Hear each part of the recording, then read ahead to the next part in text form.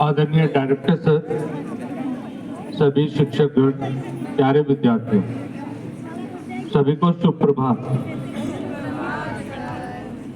आज खुश तो बहुत हो गए तुम।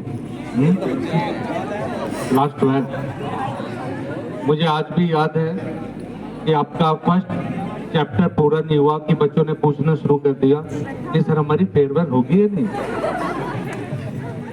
तो आज तो आपको लग रहा है ना कि हमारी जो विशेष है वो पूरी हो गई है। तो मैंने आपको कहा था पूरे साल हो गया आपको समझाते हुए, मगर बेटा हैव अ पेशेंस, धैर्य रखो, आपका कराएंगे। तो आज खुश है, चेहरे मुझे बता रहे हैं कि काफी आपकी जो स्माइलिंग है वो बता रही है कि आपको ऐसा लग रहा है कि आज हमारे ड्रीम जो है वो कम ट्रू हो गए। ठीक है, हमने तो पहले ही आपको बता दिया था कि आपके लिए हम सब कुछ करने को तैयार है, बशर्ते जब आप अच्छा करेंगे तो हम भी आपके लिए अच्छा करेंगे। तो हमसे आपका कुछ ऐसा नहीं है।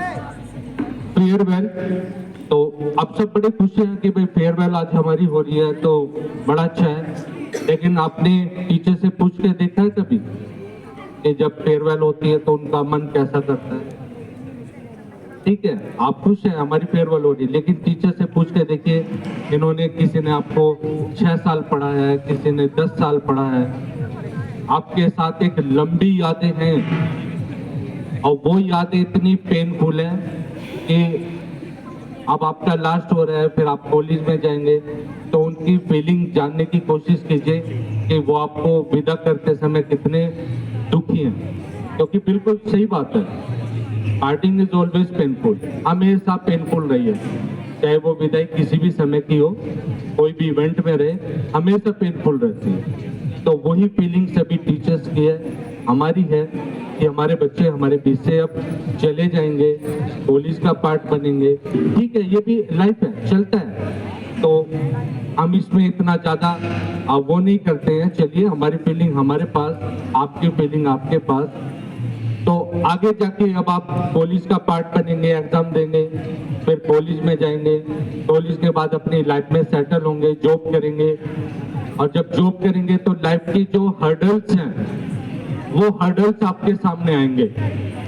आपको लगेगा कि हम अपने परिवार को कैसे चलाएं, बड़ी महंगाई है भाई, ठीक है ना, क्योंकि अभी तो आप बहुत जल्दी पापा से पैसे मांग लेते हैं ना पॉकेट मनी में कि लाइए मुझे 100 रुपीज दे दीजिए। अब वो तो बेचारे दे देंगे क्योंकि भाई आपका स्माइलिंग चेहरा उनको हमेशा देखना होता है, वो उदास चेहरा उनको पसंद नहीं है, लेकिन वो कितनी मेहनत से वो पैसे कमाते हैं ये आवाज अभी आपको नहीं पता है। ये जब आप लाइफ में सेटल हो जाएंगे तब पता चलेगा, जब आप इतने स्ट्रेस में रहेंगे कि कैसे करना है, कैसे बच्चों की पढ़ाई होगी, कैसे घर के खर्च होंगे, और तब आपसे कोई अगर पूछेगा कि आप कौन सी लाइफ में जाना चाहते हैं, तो आपको केवल एक ही चीज याद आएगी और आप उनको एक ही जवाब देंगे कि I want to live in school life. अब स्कूल लाइफ जिंदगी भर याद रहती है। ऐसा क्यों होता है? क्योंकि अभी आप कॉलेज में नहीं गए हैं, जाएंगे तो आपको खुद ही इसका अनुभव हो जाएगा ऐसा क्यों होता है। उसके पीछे लॉजिक है, जब आप कॉलेज में जाएंगे तो आप बिल्कुल इतने फ्री हो जाएंगे कि टीचर्स आपका नाम भी नहीं जानेंगे, आएंगे लेक्चर देंगे चले जाएंगे, आपने क्लास अटेंड की नहीं की पता भी नहीं चलेगा। तो ऐसा लगेगा जैसे कि हम अनाथ हैं भाई, यहाँ तो हमें कोई पूछने वाला ही नहीं है, हमारी ये नहीं पूछ रहा हम 2 दिन से स्कूल कॉलेज क्यों नहीं आए हैं, हमें क्या हुआ। इससे तो अच्छा हमारा स्कूल था कि हम एक दिन आते थे, क्लास टीचर खड़ा कर लेते थे, खड़े हो जाइए, कल क्यों नहीं आए, हम रीजन बताते थे, घर पर फोन चला जाता था। तो यहाँ पे ऐसा लगता है स्कूल में कि आपकी कितनी केयर करते हैं, कितना आपके पीछे लगे रहते हैं। वहाँ पे जब आप जाएंगे तो बिल्कुल ऐसा लगेगा हमारी वहाँ कोई पूछ नहीं है, और बिल्कुल उसकी तरह हो जाएगा जैसे आप फेसबुक वगैरह तो सभी चलाते हैं, मीम्स तो आप जानते ही है ना, तो मीम्स आप बहुत देखते होंगे। देखते हैं कि शादी का एक फंक्शन है, सब बड़े खुश हैं शादी के फंक्शन में, क्योंकि किसी की बहन की शादी है, किसी के भाई की शादी है, सब बहुत खुश है, लेकिन वहाँ सबसे उदास चेहरा एक ही बैठा होता है। कौन होता है? बहुत मीम्स है, फूफा जी, है ना।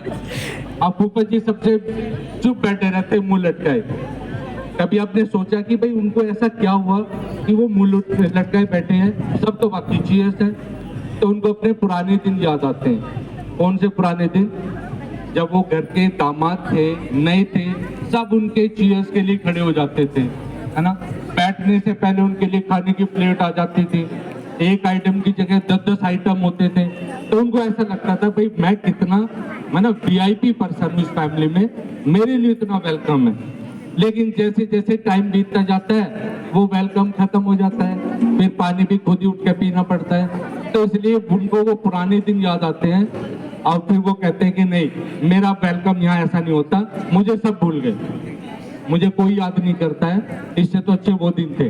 तो वही डिफरेंस है आपका स्कूल लाइफ में और कॉलेज लाइफ में। स्कूल लाइफ में आपको हर पल हम याद करते हैं, एक दिन आप नहीं आते, हम आपकी चिंता करते हैं कि क्या हुआ, हमारा जो स्टूडेंट है, बच्चा है, वो क्यों नहीं आया, भाई क्या दिक्कत हुई, फीवर है, क्या है, पेरेंट्स से कंफर्म करते हैं। और कॉलेज में आप 10 दिन, 1 महीना, पूरे साल भी नहीं जाएंगे तो कॉलेज वाले कभी फोन करके नहीं पूछेंगे कि बेटा आपको क्या हुआ है, आप क्यों नहीं आ रहे। तब आपको लाइफ याद आएगी कि वो लाइफ हमारी कितनी अच्छी थी।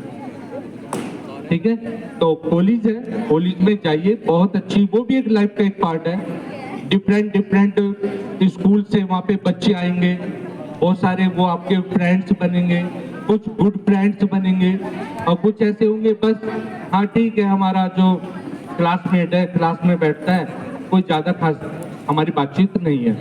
तो आपका वो अनुभव भी बहुत अच्छा अनुभव होगा। तो उसके लिए क्या करना है आपको? कॉलेज का एक्सपीरियंस भी तो आप लेना चाहते हैं ना, तो क्या करना है आपको?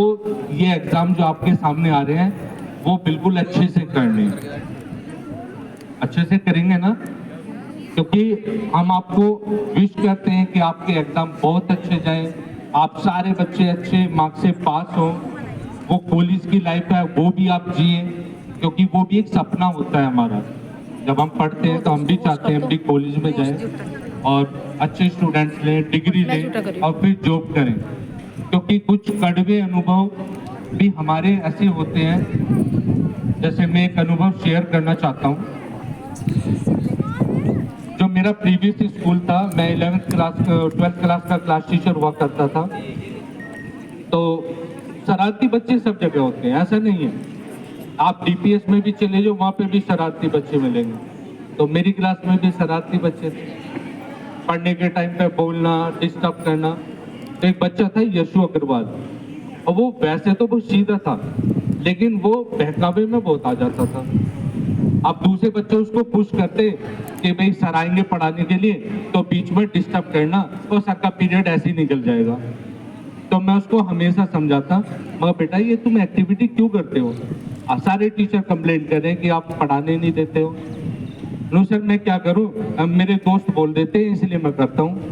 मगर बेटा सारे दोस्त जब पास हो जाएंगे और आप पढ़ाई नहीं करोगे, यहीं रह जाओगे, तब आपको वो दिन याद आएगा। नो नहीं सर कुछ नहीं होगा, सब देख लेना, ये मेरे बहुत बेस्ट फ्रेंड है, they are my best friend, ये बोलता था वो। ठीक है, हमने बहुत समझाया उसको। अब समझाना इसलिए पड़ता है क्योंकि हमें तो सारे बच्चे हमारे लिए इक्वल है, कोई स्पेशल नहीं है और कोई हमारे लिए अलग नहीं है कि हम उस पर ध्यान नहीं दें। रिजल्ट आया, रिजल्ट में वो बच्चा फेल हो जाता है। अब फेल हो गया, ठीक है, मार्कशीट वगैरह वो ले गया, कंपार्टमेंट भी डल गया उसका। अब उसमें कंपार्टमेंट में भी नहीं वो कर पाया, क्योंकि पूरे साल जो बच्चा पढ़ेगा नहीं तो रिजल्ट ऐसे ही आता है। अब वो प्राइवेट फॉर्म के लिए स्कूल में आया और मुझसे नजरें चुराता फिरा था। उसको पता था कि मनोज सर पकड़ लेंगे। अब मैंने उसको देख लिया कि भाई यशु आया है, ठीक है, मिलेगा, नहीं मिलेगा तो हम मिलेंगे। वो कभी उस टीचर के पास जाता, कभी उस टीचर के पास जाता कि मेरा प्राइवेट फॉर्म। अब एक्चुअली में क्या था, एग्जाम का काम मैं ही देखता था, तो मेरे बिना प्राइवेट फॉर्म भी नहीं भर सकता था। आखिरकार उसको मेरे सामने आने ही था। जब वो मेरे सामने आया तो बड़ा मुंह लटका के मैंने पूछा, यशु क्या हो गया बेटा, तुम तो बड़ी अच्छी कॉमेडी करते थे क्लास के अंदर, इतने सबको हंसाते थे, और आज तुम्हारा चेहरा बता रहा है कि शायद तुम सब कुछ भूल गए। तो कहने लगा सर बस ये हुआ वो, मगर मैं सब जानता हूँ। मैं चलिए छोड़िए उस बात को, ये बताइए जो आपके बेस्ट फ्रेंड थे वे आपको कॉल करते होंगे ना, मिलते होंगे रोज, तो पता है उसके वर्ड्स क्या थे? कि सर वो तो मुझे भूल ही गए, अब एक भी बच्चा मुझे कॉल ही नहीं करता। क्यों?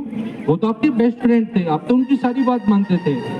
नो सर, सब बदल जाते हैं। अब वो आगे बढ़ गए, मैं पीछे रह गया, इसलिए उनके नए फ्रेंड्स बन गए और मैं ऐसे ही पीछे रह गया। तो अब उसका चेहरा अब उसकी जो फीलिंग थी, जब उसने ये बात बताई, सब आगे बढ़ गए, मैं पीछे रह गया, मुझे कोई कॉल नहीं करता, वे मेरे बेस्ट फ्रेंड थे ही नहीं कभी। अब ऐसा लगता है उसकी आंखों में टीयर्स थे, इतने आंसू, मतलब आंसू थे, वो इतना दुखी था कि मैंने जो 1 साल गवा दिया, अगर मैं उसको अच्छे से यूटिलाइज करता तो कितना अच्छा रहता। तो ये अनुभव हम आपको इसलिए साझा कर रहा हूं मैं आपके सामने कि ये आपको फेस ना करना पड़े। अभी आपके पास टाइम है, एग्जाम आपके स्टार्ट होने वाले हैं जल्दी, तो मैं ये चाहता हूं कि अब आपको करना कुछ नहीं, केवल स्टडी करनी है। और जो आपने स्कूल में एक लाइफ जी है, एक लाइफ आपकी कॉलेज लाइफ भी है, आप उसमें अच्छे से जाएं, पास होके जाएंगे, एक वो लाइफ भी आप जिएंगे, बहुत अच्छा लगेगा आपको। नहीं तो अगर ये टाइम अगर आपका निकल गया, बाद में आप बहुत पछताएंगे और याद आएंगे आपको ये वर्ड्स कि सर सही कहा करते थे कि नहीं पढ़ लो, नहीं तो ऐसे ही रह जाओगे। तो मेरी तरफ से आपको बहुत बहुत शुभकामनाएं। अच्छे से आप बोर्ड परीक्षा में मेहनत करके जाएं, अच्छे से अपने आंसर्स को करें, अच्छे से ज़्यादा आप मार्क्स लें। और सर ने भी बहुत सारी चीज़ें जो आपको बताई है उसको बिल्कुल माइंड में रखना। टाइम से पहुंचना, 10 बजे के बाद एंट्री नहीं होती है, ट्रांसपेरेंट किट लेके जानी है, ठीक है ना, उसमें पेन पेपर जो भी आपका होता है ना, रोल नंबर वगैरह, ट्रांसपेरेंट किट, तो वो इंस्ट्रक्शन सारी एडमिट कार्ड में लिखी हुई हैं, उसको आपको स्टिक से बिल्कुल फॉलो करना है। अगर आपने उसको फॉलो नहीं किया तो आपको थोड़ी सी सेंटर पर प्रॉब्लम हो सकती है, इसलिए सारी इंस्ट्रक्शंस को ध्यान से पढ़ना, अच्छी तैयारी के साथ जाना, चाहे 10 मिनट पहले पहुंच जाना। उसमें क्या होगा कि आपका कॉन्फिडेंस बना रहेगा, आप घबराएंगे नहीं, आराम से एग्जाम देंगे। लेकिन बच्चा जब 10 मिनट लेट जाता है ना, तो क्या होता है कि उसकी एंट्री नहीं देते, तुरंत आप स्ट्रेस में आ जाते हैं, सारा पढ़ा हुआ आपके दिमाग से निकल जाता है। फिर टीचर्स जो होते हैं वो बार बार कहते हैं कि अपनी हम एंट्री देंगे, तो इस घबराहट में आप सारा पढ़ा हुआ स्पॉइल कर लेते हैं। इसलिए वो चीज़ आपके सामने ना आए, टाइम से पहुंचे, पूरी तैयारी से पहुंचे, अपने आप को चेक करके पहुंचे, मेरा एडमिट कार्ड, पेन्स वगैरह वो सब हैं, ये सारी चीज़ें लेके जाएं, तो आप अपने एग्जाम को अच्छा कर पाएंगे। ठीक है, तो सभी को एग्जाम्स के लिए एक बार फिर ऑल द बेस्ट, है ना। हमारी सभी टीचर्स की हमारी तरफ से आपको हार्दिक शुभकामनाएं।